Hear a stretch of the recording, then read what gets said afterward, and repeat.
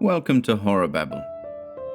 Today I'm happy to present our first reading by the American author O. Henry. This one's called The Furnished Room. I hope you enjoy it.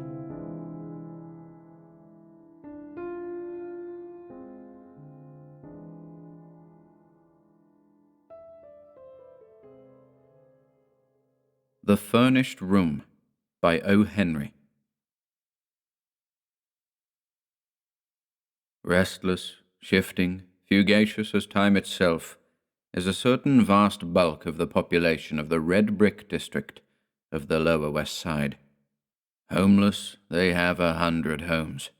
They flit from furnished room to furnished room, transients forever, transients in abode, transients in heart and mind.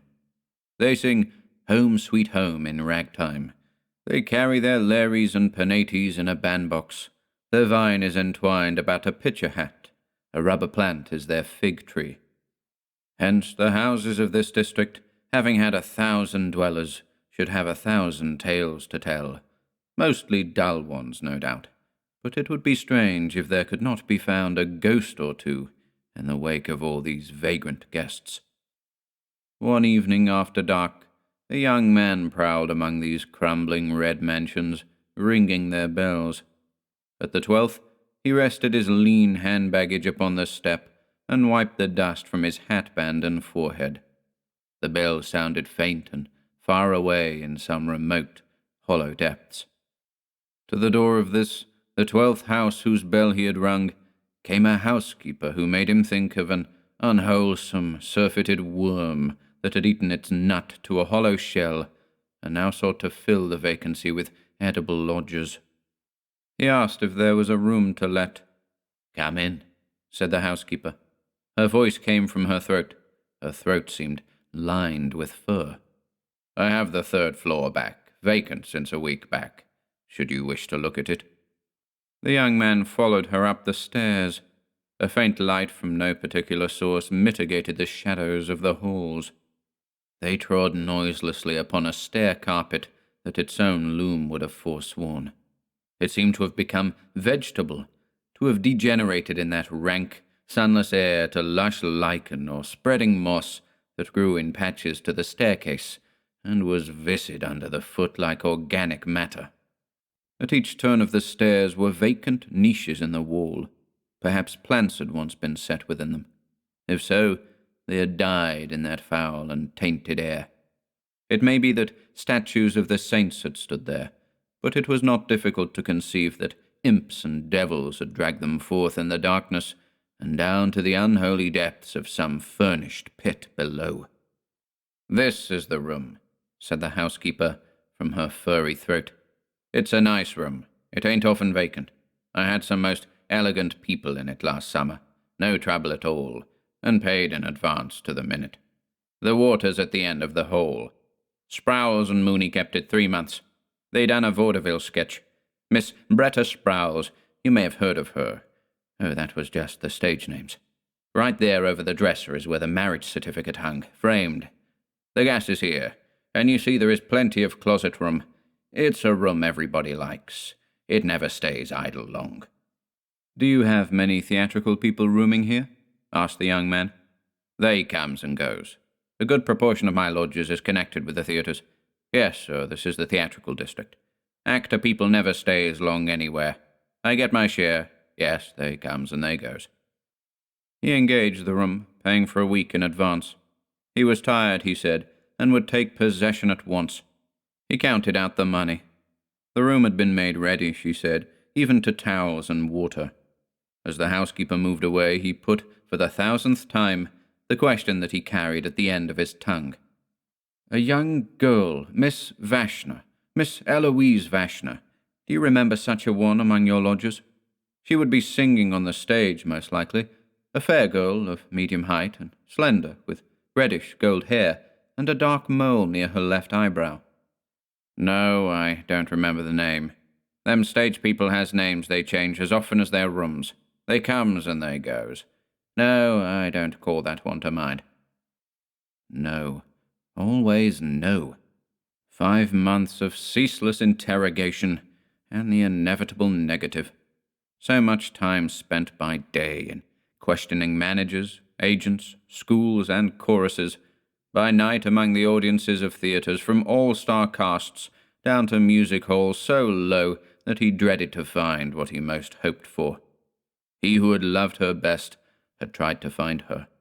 He was sure that since her disappearance from home, this great, water-girt city held her somewhere, but it was like a monstrous quicksand, shifting its particles constantly, with no foundation, its upper granules of today buried tomorrow in ooze and slime. The furnished room received its latest guest with a first glow of pseudo-hospitality, a hectic, haggard, perfunctory welcome like the specious smile of a demi-rep. The sophistical comfort came in reflected gleams from the decayed furniture, the ragged brocade upholstery of a couch and 2 chairs, a foot-wide cheap pier glass between the 2 windows, from 1 or 2 gilt picture frames, and a brass bedstead in a corner. The guest reclined, inert, upon a chair, while the room, confused in speech as though it were an apartment in Babel, tried to discourse to him of its divers tenantry. A polychromatic rug, like some brilliant flowered rectangular, tropical islet, lay surrounded by a billowy sea of soiled matting. Upon the gay-papered wall were those pictures that pursue the homeless one from house to house: the Huguenot lovers, the first quarrel, the wedding breakfast, Psyche at the fountain. The mantel's chastely severe outline was ingloriously veiled behind some pert drapery drawn rakishly askew like the sashes of the Amazonian ballet. Upon it was some desolate flotsam, cast aside by the rooms marooned, when a lucky sail had borne them to a fresh port, a trifling vase or 2, pictures of actresses, a medicine bottle, some stray cards out of a deck. One by one, as the characters of a cryptograph become explicit, the little signs left by the furnished room's procession of guests developed a significance. The threadbare space in the rug in front of the dresser told that lovely woman had marched in the throng. Tiny fingerprints on the wall spoke of little prisoners trying to feel their way to sun and air. A splattered stain, raying like the shadow of a bursting bomb, witnessed where a hurled glass or bottle had splintered with its contents against the wall. Across the pier glass had been scrawled with a diamond in staggering letters the name Marie. It seemed that the succession of dwellers in the furnished room had turned in fury, perhaps tempted beyond forbearance by its garish coldness, and wreaked upon it their passions. The furniture was chipped and bruised.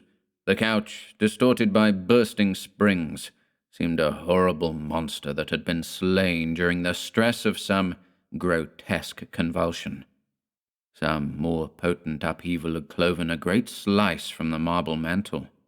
Each plank in the floor earned its particular cant and shriek as from a separate and individual agony.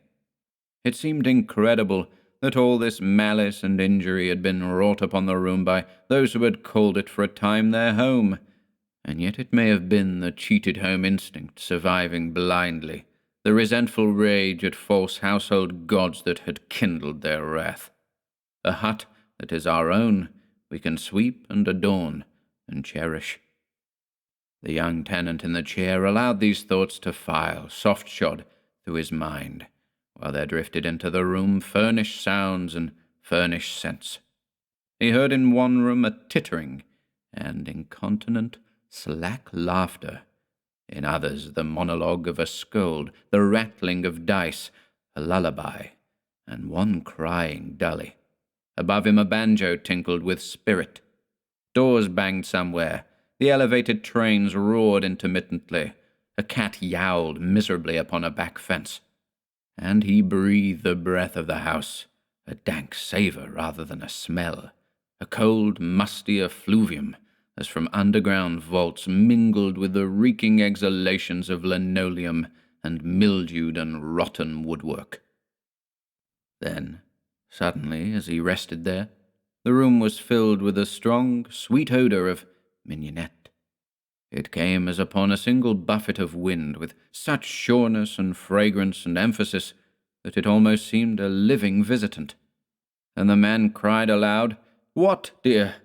as if he had been called, and sprang up and faced about. The rich odour clung to him and wrapped him around. He reached out his arms for it, all his senses for the time confused and commingled. How could one be peremptorily called by an odour? Surely it must have been a sound. But was it not the sound that had touched, that had caressed him? "She has been in this room," he cried, and he sprang to wrest from it a token, for he knew he would recognize the smallest thing that had belonged to her, or that she had touched. This enveloping scent of mignonette, the odour that she had loved and made her own, whence came it? The room had been but carelessly set in order. Scattered upon the flimsy dresser scarf were half a dozen hairpins, those discreet, indistinguishable friends of womankind, feminine of gender, infinite of mood, and uncommunicative of tense. These he ignored, conscious of their triumphant lack of identity. Ransacking the drawers of the dresser, he came upon a discarded, tiny, ragged handkerchief. He pressed it to his face. It was racy and insolent with heliotrope. He hurled it to the floor. In another drawer he found odd buttons, a theatre program, a pawnbroker's card, 2 lost marshmallows, a book on the divination of dreams, and the last was a woman's black satin hair bow, which halted him, poised between ice and fire. But the black satin hair bow also is femininity's demure, impersonal, common ornament, and tells no tales. And then he traversed the room like a hound on the scent, skimming the walls, considering the corners of the bulging matting on his hands and knees, rummaging mantel and tables, the curtains and hangings, the drunken cabinet in the corner, for a visible sign, unable to perceive that she was there beside, around, against, within, above him, clinging to him, wooing him, calling him so poignantly through the finer senses that even his grosser ones became cognizant of the call. Once again he answered loudly, "Yes, dear," and turned, wild-eyed, to gaze on vacancy, for he could not yet discern form and colour and love, and outstretched arms and the odour of mignonette. O God, whence that odour, and since when have odours had a voice to call? Thus he groped. He burrowed in crevices and corners, and found corks and cigarettes. These he passed in passive contempt. But once he found in a fold of the matting a half-smoked cigar, and this he ground beneath his heel with a green and trenchant oath. He sifted the room from end to end. He found dreary and ignoble small records of many a peripatetic tenant, but of her whom he sought, and who may have lodged there, and whose spirit seemed to hover there, he found no trace. And then he thought of the housekeeper. He ran from the haunted room downstairs and to a door that showed a crack of light. She came out to his knock. He smothered his excitement as best he could. "Will you tell me, madame," he besought her, "who occupied the room I have before I came?" "Yes, sir, I can tell you again. 'Twas Sprowls and Mooney, as I said. Miss Bretta Sprowls it was in the theatres, but Mrs. Mooney she was. My house is well known for respectability. The marriage certificate hung, framed, on a nail over—" "What kind of a lady was Miss Sprowls? In looks, I mean." "Why, black-haired, sir, short and stout, with a comical face. They left a week ago Tuesday." "And before they occupied it?" "Why, there was a single gentleman connected with the draying business. He left owing me a week. Before him was Mrs. Crowder and her 2 children that stayed 4 months. And back of them was old Mr. Doyle, whose sons paid for him. He kept the room 6 months. That goes back a year, sir, and further I do not remember." He thanked her and crept back to his room. The room was dead. The essence that had vivified it was gone. The perfume of mignonette had departed. In its place was the old, stale odour of mouldy house furniture, of atmosphere in storage. The ebbing of his hope drained his faith.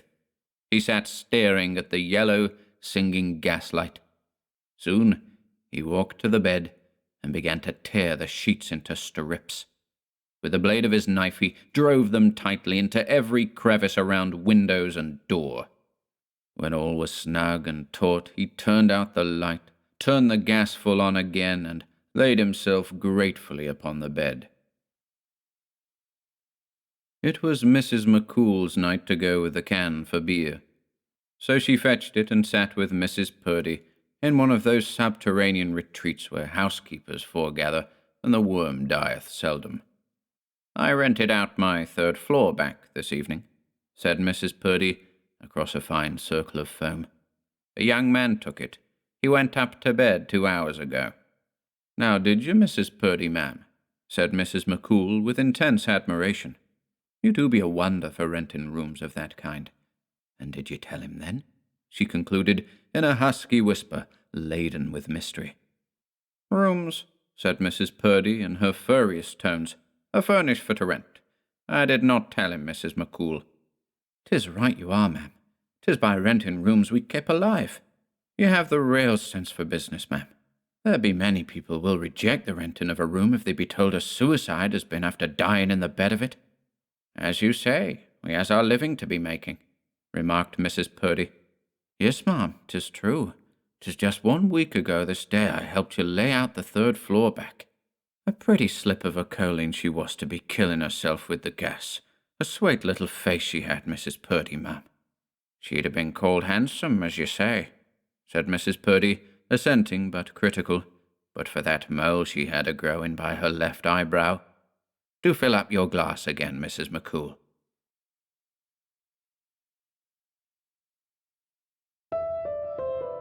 Thank you for listening today. If you'd like to support our work here at HorrorBabble, be sure to check out the video description below, where you'll find links to our Bandcamp and Patreon pages, our merch store over at Teespring, and further information relating to our releases on Audible, iTunes, and Spotify. And until next time,